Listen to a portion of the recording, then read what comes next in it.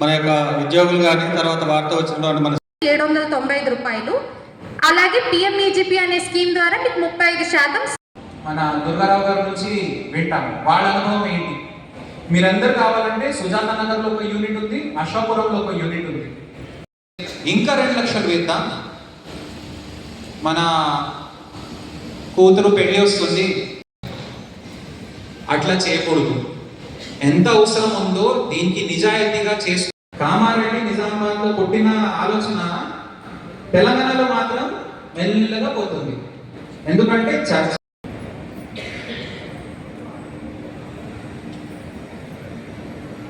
అది catching net. మీరు దాని ద్వారా చేప పిల్లలు మీ చేతులు వచ్చేస్తే 300 రూపాయల కిలో అమ్మినా కూడా 2,70,000 మీ చేతుల్లో వస్తుంది 7 నెలల్లో. కాబట్టి పెట్టుబడి పూర్తిగా 7 నెలలు. సాఫ్ట్వేర్ అబ్బాయిలు తయారవ్వాల్సిన అవసరం లేదు. రైతులు సాఫ్ట్వేర్ అబ్బాయిల కంటే ఎక్కువ సంపాదిస్తారు. అది కూడా